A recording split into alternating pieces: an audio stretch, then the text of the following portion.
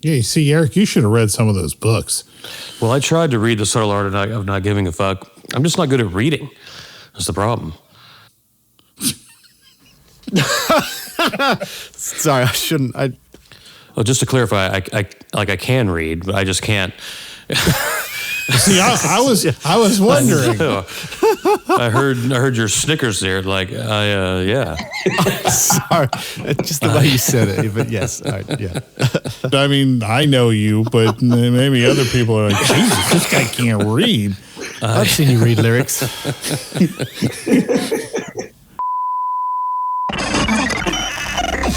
Welcome to... This is why musicians need therapy.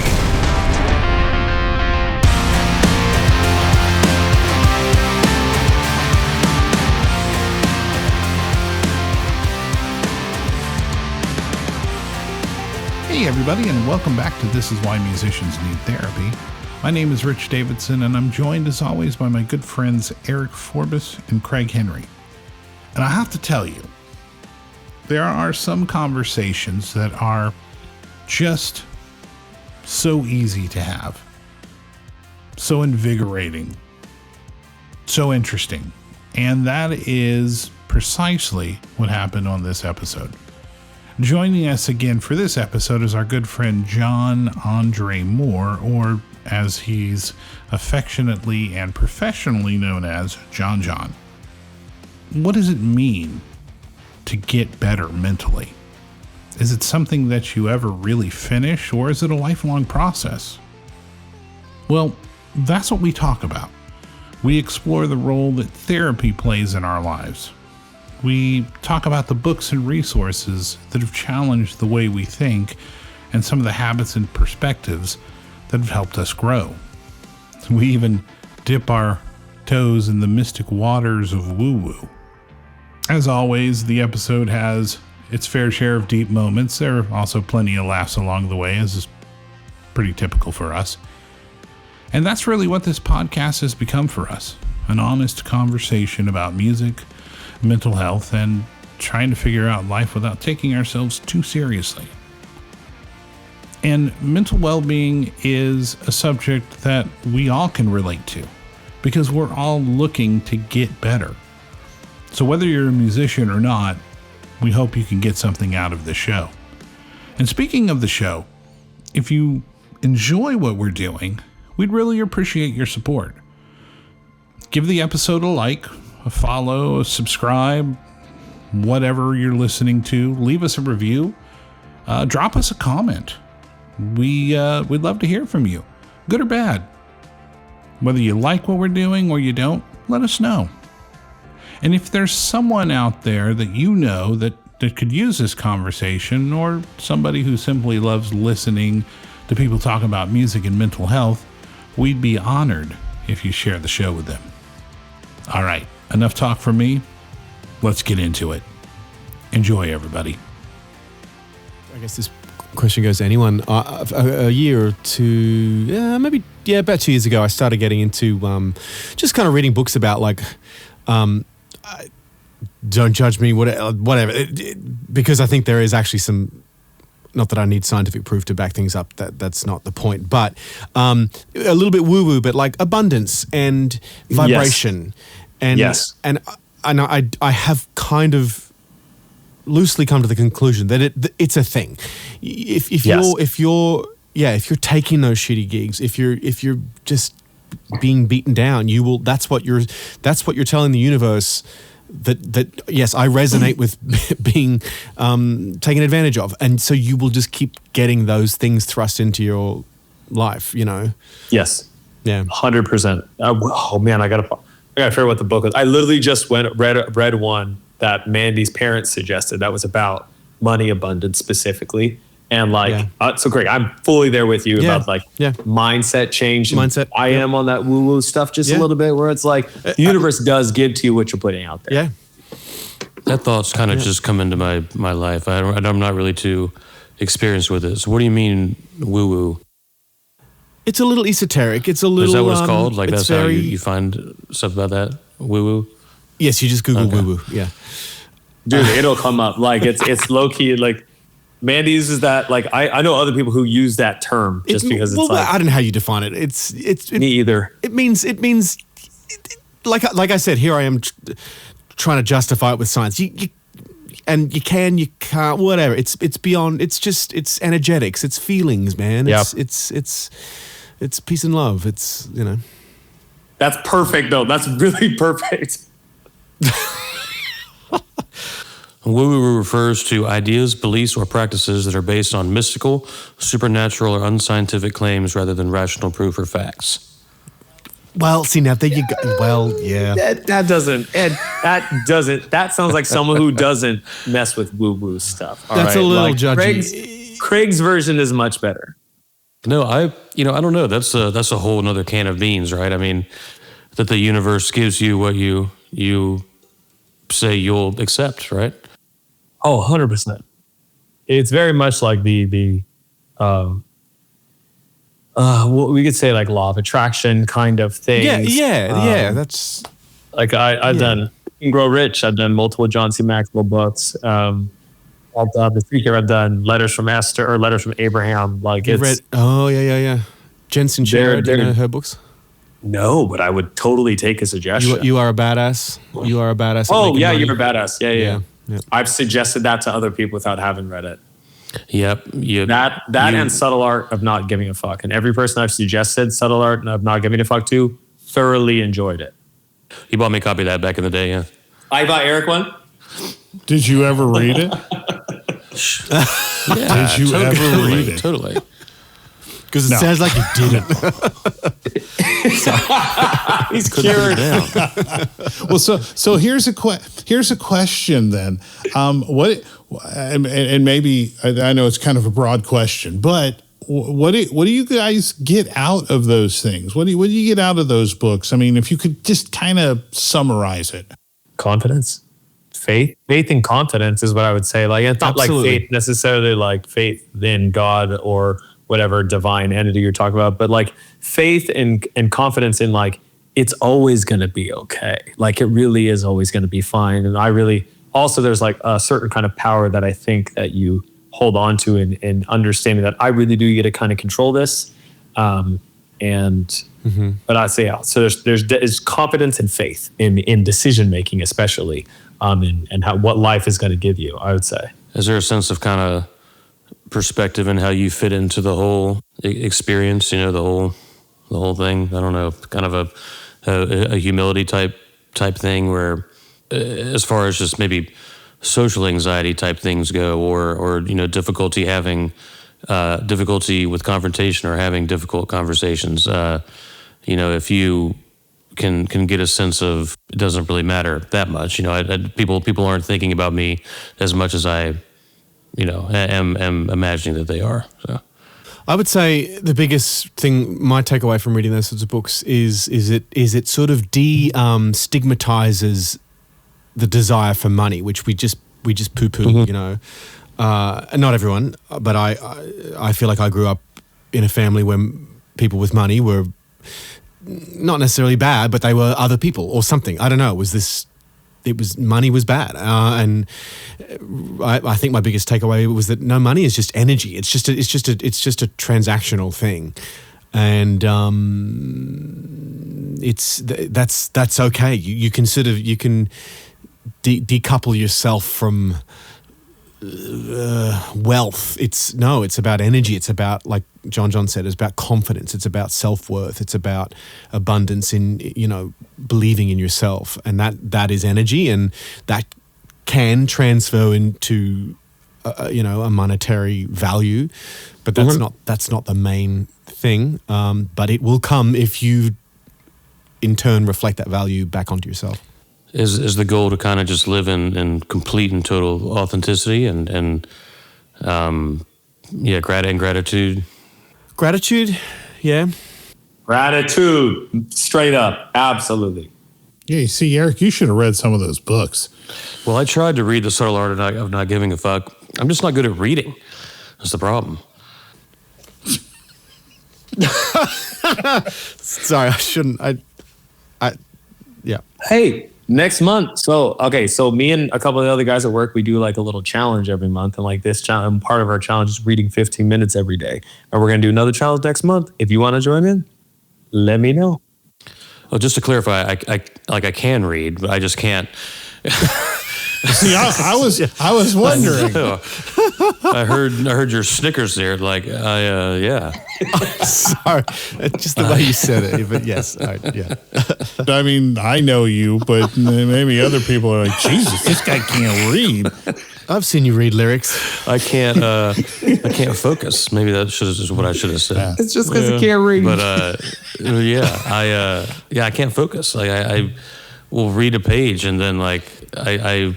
Well, how do you do on like listening to books? Yeah, with how much absolutely. with how much I drive too, I should definitely. You should. Oh, absolutely. I mean, I like reading. I'm reading actually. Right now, I'm reading a book by Thomas Sewell called "White Liberals and Black Rednecks." Okay, I was gonna say I can picture you cozying up with like a history with the beard and the hair. Yeah, I get my pipe and my slippers. And, do you put your glasses on the tip of your nose? Absolutely. And, yeah. And maybe a monocle every now and again. Yeah. Most of the time monocle, and I collapse my opera hat before I go to bed, which is nice. Those who tune into our Facebook page, you can see Rich will post a video every now and again. You can see what he looks like there. Yeah. I finally got Eric to follow the page. Now if we can just get Craig to do it, that'd be great. I thought that was the least I could do. Yeah, it's at the very least. Yeah, you should start audiobooks, man. Yeah. I mean, I like reading books, but I also like listening to them, and I do a lot of that. Yeah. And I'm sure whatever books Jon Jon is talking about, they're probably on Audible. I did every book that I said so far. I did on Audible, except for Countdown to Riches. That's the one. That's the only physical book that I've really read in the last 10 years or so. Pretty much it's all audio. I'm trying to get back into more physical books, so I'm doing a couple right now, but mostly audio. How long is a typical It depends on the book. Depends on the book. And 6 to 8 hours, maybe. Could be 7 hours, could be 14. It just depends on how big it is. And you can speed them up too. So I typically listen to them anywhere from 1.5 to 1.7 time. Oh God, I can't do that. I'm the opposite. I need the text. I can do Audible, but I prefer the text. Interesting. Yeah. I think the last couple of books, well, with the exception of the one that I'm actually the physical copy I'm reading, most of what, and I guess you can call it reading because it kind of is, but pretty much Audible is just whether Audible's it's great. Fiction or nonfiction, Audible. My mom would tell you that you can go to the library and rent them for free. That's true. You can, because she always tells me. But it is a lot of these books that I think between the books and also a significant amount of therapy. It helps me. It's helping build up that confidence and in being more confident in myself, understanding my own worth. And I think what you said, Eric, and that's being authentic. And that's what I'm really trying to drive hard in myself in this past year I've been working on, is to even be more authentic than in all aspects of my life, not just on a business, but on a personal aspect and relationship with my friends, family, everybody. But between books and therapy, is this why musicians need therapy? Yeah. Well, let me ask you a question about that, because my personal experience has been that, okay. So in terms of therapy, is it helpful to you to have a better understanding of, I would suppose you'd have to know who you are, try to at least have a better understanding of who you are, before you can actually start on that journey to improve. Yeah. But here's the problem. Here's what I've been experiencing. It's just kind of a window and what's going on. I'm changing. Me personally, I deal with more anxiety now than I ever did before. And it's very aggravating. Something has changed within me. Sorry. Stop it. Oh my gosh. A little wicked for y'all. I'm gonna cry. That's going to cost us money. We're going to have to pay for that. Great. God damn it, Eric. Yeah, it's like for me, it's like, oh, okay, so you work at, trying to figure yourself out, and then you start that path, and then things kind of come up out of nowhere, which is very, very aggravating to me right now, and it's like, okay, I should know, it's like, why is it changing now? It shouldn't be changing, but it is. It's Your anxiety specifically, or is what's changing? Yeah. Well, okay, so look, and not to be overly morbid about it, but I've said this before. I'm at a point now where I don't have as many years ahead of me as I do behind me, and so you kind of that happens. You really start to understand that when you get in your 50s, and then there's a lot of I go into catastrophic thinking and anxiety and stuff like that, and it's frustrating to me because it's new. And it's like, I wasn't like that before, and now I am. And now you got to figure it out again. And that's probably the most aggravating part. It's like, okay, I would like to be able to understand myself enough to start that journey to getting better, but I'm not understanding myself as much because I'm changing. Yeah. And not for the better. I mean, therapy, what I like about it is that you really get out what you put in, and the more you're able to look inward,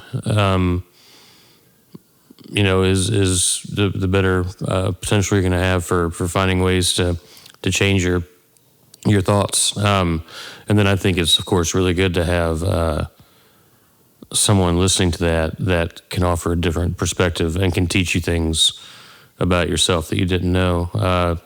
The problem I run into with it, which is the problem I run into with a lot of things, honestly, is adding that to my routine as an everyday thing to work on.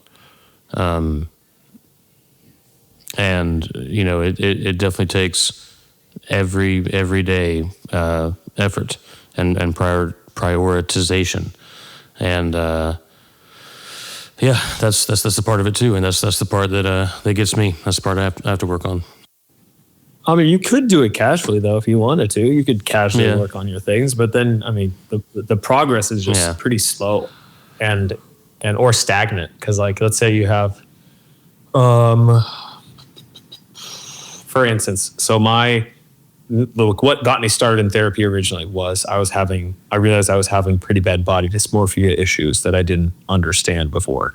And I started realizing that every time I'm like looking in the mirror or looking at somebody else, I'm doing all these comparison things. And then it turned into, but I wasn't doing anything about it until I started to get devices on how to handle those things. And then, it turned into in one day, I'm doing my sorry, I love you, thank you, I forgive yous 7 times a day, because then I'm realizing how many times it's really going over my head, and I have to do it that many times to finally work myself out of it. But that's being like very proactive about it. And then let's go 5 years later, I started to realize it started to come up again in my head a little bit, and I started to realize how much I started obsessing over the way I used to. And then I went back to my same devices that I used before. You could do the same thing. This is a weird comparison, but when dogs, let's say you have a potty trained dog, you can find out if they suddenly stop being potty trained. Xerox did this a couple years ago, where he just forgot the whole system, and then I had to put him through crate training all over again at 12, and I've had him 12 years, and out of nowhere he just decided he forgot how to do it. But like, this is the system, so now we go back into it to remind him how to do it. I think it's the same way for once you start to understand, once you learn like the tools to kind of get you out of, let's say you're having spiking anxieties, understanding why those anxieties are coming about, and then also figuring out the things that you can do to temper those things down. Then you are able to get through them, and you now have that kind of tool in your back pocket going forward. It's almost like if you're building a house, you have like the garbage disposal breaks and you don't know how to fix it. Then you find out underneath the thing, you just stick a little Allen wrench and then you give it a couple twists. It usually cranks it out. And now you always have that anytime the garbage disposal breaks again. And I think it's the same way for how we kind of like format ourselves and learn how to tackle ourselves with it, whether it's in this, whether it's like figuring out how to say no to somebody else in the future, trying to advocate for yourself for gigs or just for anything in general. I think it's just gathering those tools and putting those tools into practice. So it's kind of always in your toolbox of stuff. Yeah, paralysis through analysis is definitely a thing, for sure. Dude. Sorry, I dude it because that's been like a recurring theme in like some of the books I've been reading lately, as well as my therapist happened to mention it. I was like, I didn't even need to talk about that. That's why it's that, Eric, that's some of that we should have talked about. You just got to be on the vibration, bro. Paralysis through analysis. I mean, I've heard the term. Yeah, I'm just trying to think of what that means too. I've never really. Oh. I guess it means you get bogged down. You just get bogged down in Overthinking a problem to the point where you just don't deal with it. Overthinking an obstacle. Overthinking an obstacle to the point where you decide not to try to get over it. But what is it? What are you overthinking? I don't know. That's I don't know. Too much. A lot. Well, yeah, that's the thing. But none of it is in the present, though. All of it is in like a future set of anxieties that literally, you said earlier, haven't occurred yet. You have no idea how it's going to pan out. You could be preparing yourself for something that isn't going to happen. And I think that's also a lot of what some of these woo-woo things is about, living in the present and kind of just working through the now, as opposed to something that literally doesn't exist yet.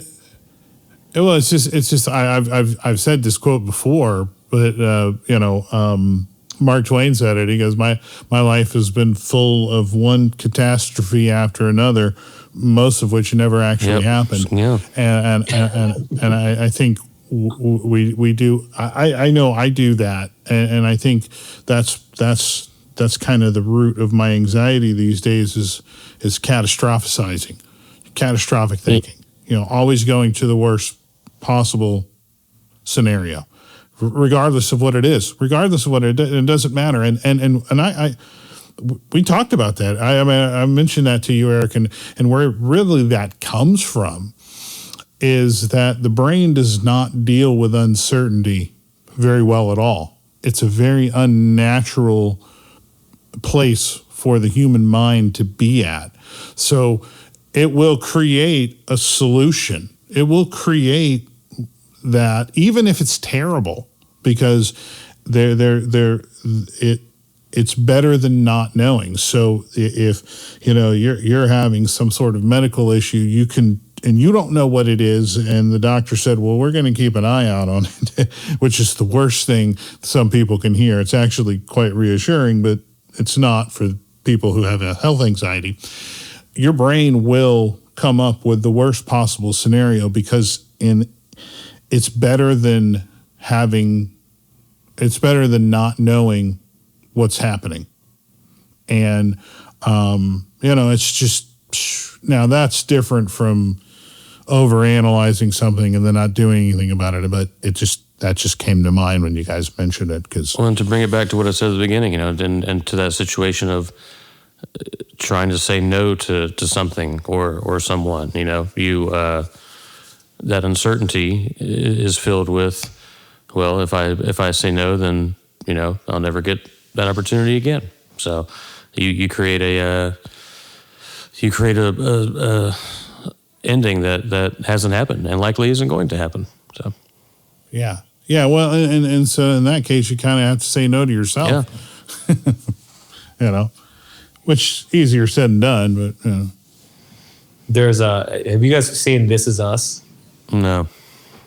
So one of my, I think it might be my favorite show between that and Game of Thrones. So there's this couple, Randall and Beth, and Becca? No, Beth. Beth, yeah, Randall and Beth. And so they play this game when one of them is spinning out, where they make up the worst case that could possibly happen. And they just they take turns like upping the ante each time. There, it's like his mom's in the hospital. He's like, I'm so worried. He's like, okay, but like, what if like you go there and you trip and fall? And he's like, and then like I could break my tooth. And she's like, and then maybe at some point you get up and then realize that you left your wallet at home. And they just keep until they realize how much, like how far that like imagination can go. And it kind of brings them back into reality of like the current situation of what it is, as opposed to like all these possibilities that didn't exist. I think it's the coolest thing every time they do it, because one of them will be absolutely losing it, just spinning out. Randall, especially because he's got high anxiety. He's a high anxiety kid, and that just it brings him right back to normal. And they do that for each other though, which is also really cool. Yeah, for me it's such a weird place to be, because I've touched on this before. My generation, we weren't brought up to talk a lot about. And I think we mentioned this before. I think Eric mentioned that when he was a kid, having a therapist seemed, very American. Yeah. My generation, therapy was just if you were nuts, clinically insane. That's the only reason you'd go see a therapist. And I understand the importance of it today, but I still fight against my upbringing on that. And it's not to say that I think therapy is crap or anything like that. I think it's very important. But there's that kind of internal struggle, because I'm fighting against my upbringing, where we weren't really taught to talk about that. You kept quiet. You didn't say it. You didn't talk about it. There just wasn't. I don't think our parents were necessarily negligent about it, because they didn't know anything about it either. They certainly weren't encouraged to talk about that by their parents. And so we just kind of suffered in silence, and almost wore it as a badge of honor, struggling without saying a word.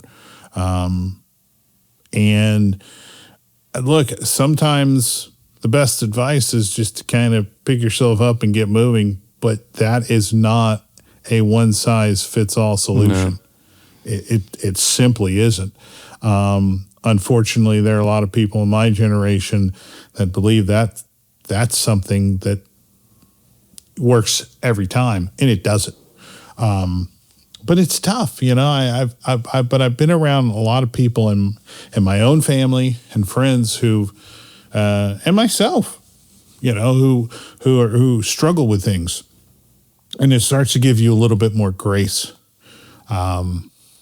because you start to understand that there are benefits to having a more open dialogue, a more open discussion about some of these things that kind of beset us, and how we go about trying to get better, trying to be better, trying to grow, and if not overcoming some of these things, learning how to manage and cope with them. Because sometimes that's with some people, that's the more likely outcome. That it's not something that you're ever going to be completely rid of, but you can learn how to cope with it and deal with it. But that's been a particular struggle for me. I think it's probably a little less of a struggle these days, but probably about 15, 20 years ago, all the talk about therapy, I'm like, really? Nobody talked to us about it. We could have used it. We could have used it, but they didn't talk about it. hence the pertinence of this podcast. Yeah, I just 15, 20 years ago, men, for whatever, loose definition that of, but we didn't really sit around having these discussions. I certainly wasn't privy to them, and now that could be a cultural thing or not, but I do feel like this is sort of somewhat of a brave new world, Well, it makes you more relatable. It's more real. Certainly makes you very, very vulnerable too. Well, it does. But by the same, you don't want to be that way with everybody. But there are groups of people. This group would be one of them where there's a fair amount of comfort to talk about those things. We always did that at the end of the show, and we continue to do it today. And there's something very edifying about that. You don't even have to find a solution. Sometimes just knowing that the people that you're talking to not only understand what you're going through, but maybe going through things similarly. That sometimes can just be a huge weight off your shoulder. Which it's interesting too, because I have found in therapy, I think sometimes I want I guess in this case, the therapist to say, "Oh yeah, I know what you mean, man. Yeah, I fucking hate it when blah blah," but they don't. They're just like, "Mm-hmm. Well, how does that feel in your body?" That's interesting. Haven't heard that one. Yeah, yeah. It's I'm looking for a little give and take here. Yeah. Come on. Yeah, give me something. Open up a little, man. That's right. Yeah. No, I will say my therapist has been really great about recommending like men's groups and discussions and stuff. I think there is value in, this is the whole point of what we're doing, is talking amongst it with your peers. But yeah, it's interesting. God, it's been heavy today.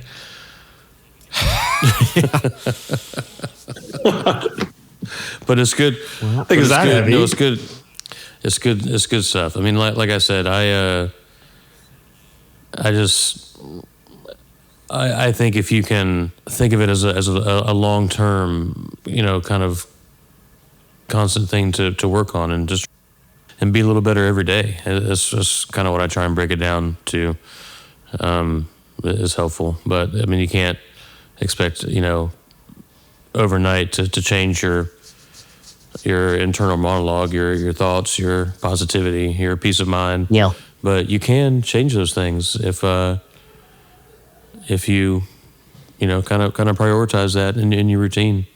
I think that's the thing that a lot of people forget, that it is part of like your total health, and your mental health is a significant portion of that. And I think people don't take the time to prioritize that. Someone will go work out, someone will eat right, but they'll forget that there's a whole mental side to your health that you're not really tackling, or they tackle it with not the same kind of routine that they do with like I take my vitamins every night before. I have the same system. As soon as I get in the bathroom, before I brush my teeth, I pop all my vitamins in. Now I brush my teeth, because that is the system that I do it in.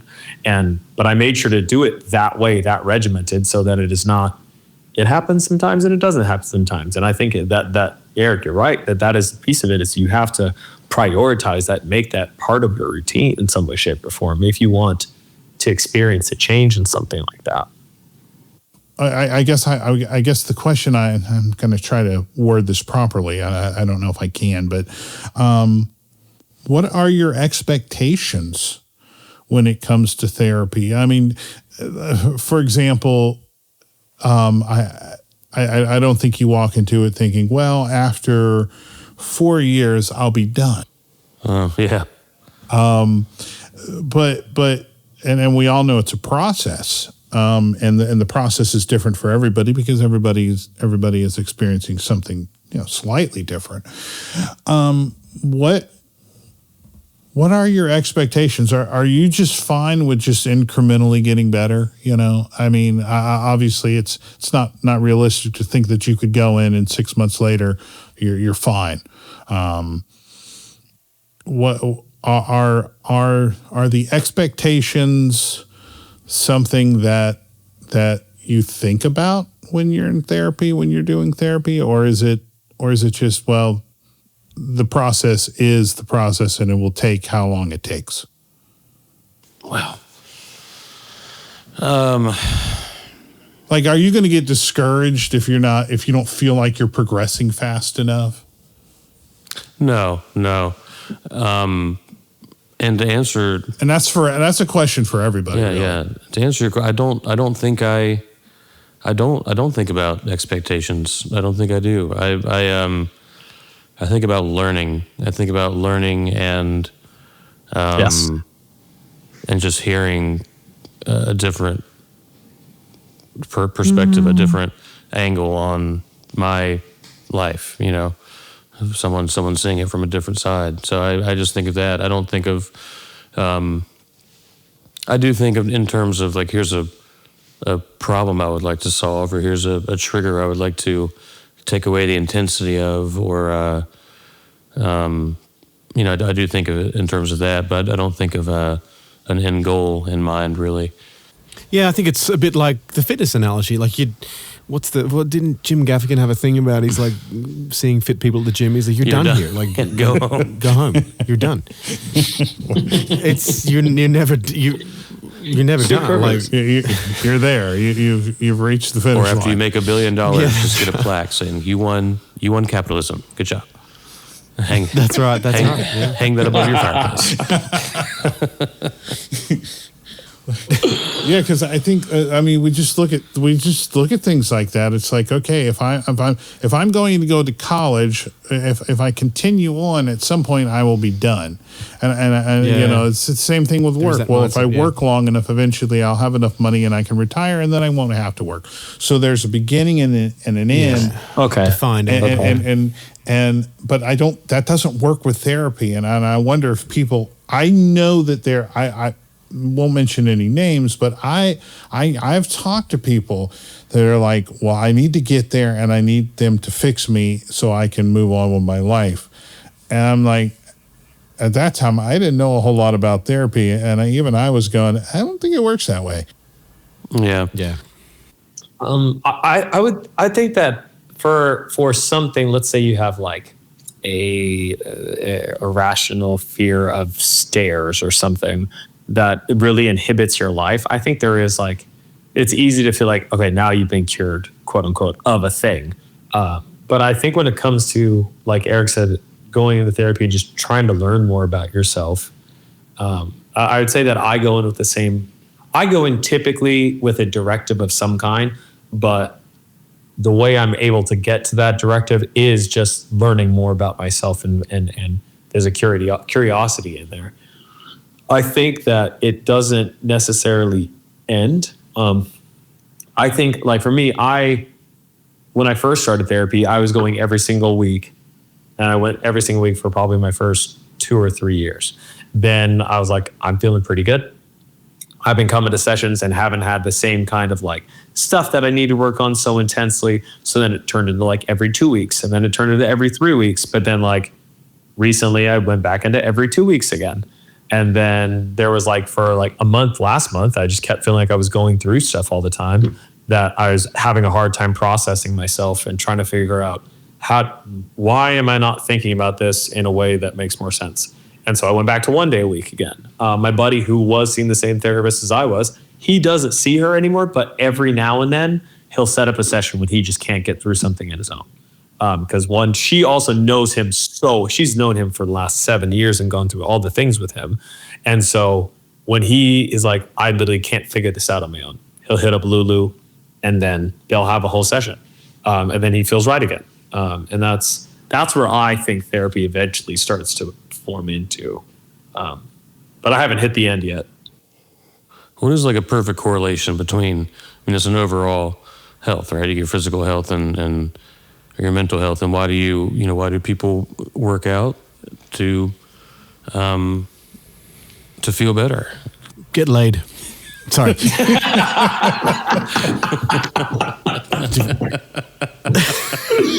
Why do you go to family reunions?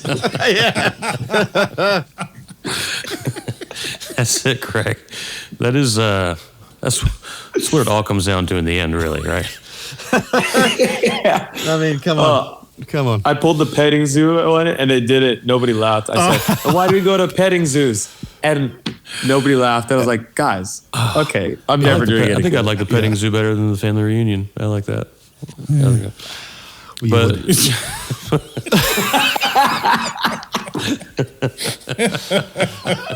just from what I know of you, that's what I'm saying. Oh.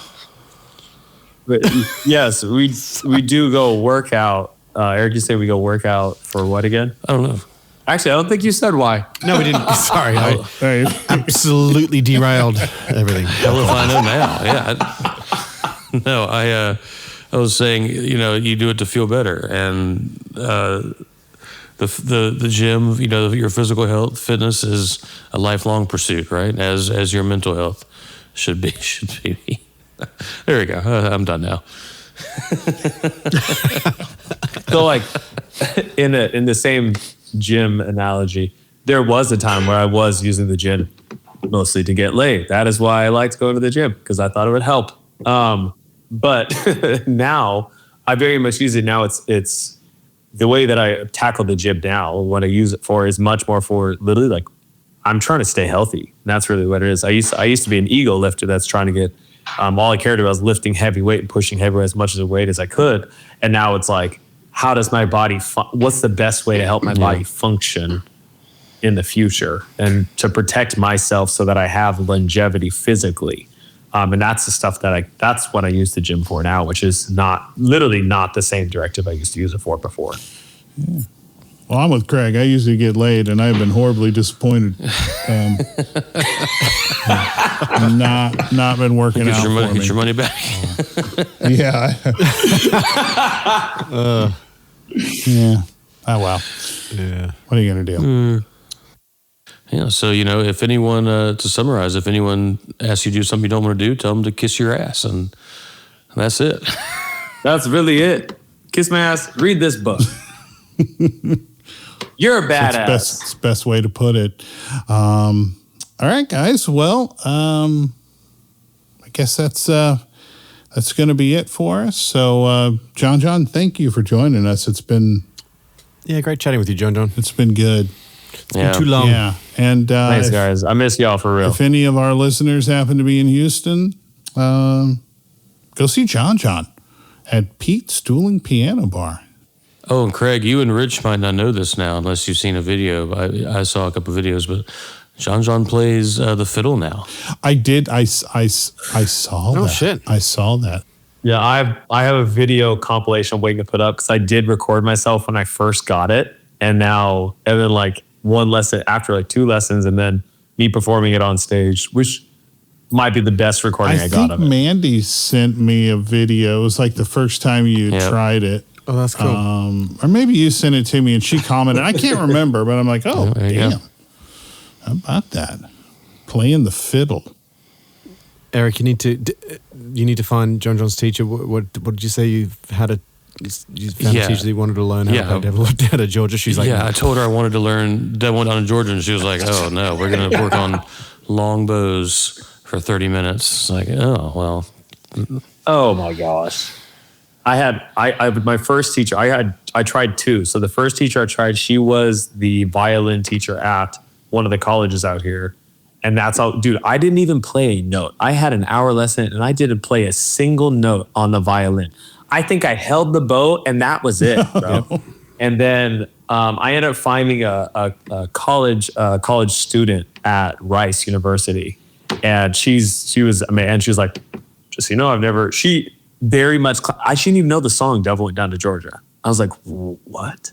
And DJ, one of our players, he's a classically trained opera singer, and he's like, yeah, dude, like classical musicians have no idea of like pop music at all. Like it's completely separate entirely, and their brain just don't know that stuff exists because that's not what they do. I was like, that's crazy to me, but she ended up teaching me, and we had a great time learning together. So. And of course, she literally pulled up the solo and was like, "Oh, is it like this?" And I was like, "Yup, that's exactly what it is." Well, she had the music in front of her. Yeah. I brought the music, and she's like, "Oh, does it sound like this?" I'm like, "Yes, that's cool, perfect, actually." But let me tell you, your what's that saxophone song? Careless Whisper. Your Careless Whisper is much better than my I don't know Don't. about now. I can see my saxophone in the case where it's collecting dust over the last several months. So I don't remember the fingerings anymore.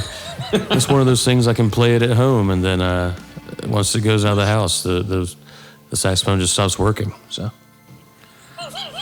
yeah, that could be a good topic actually. Yeah. All right. Well, Jon, thanks for taking the time, and guys, thanks for the discussion. It's been good. So we'll I guess we'll catch everybody later.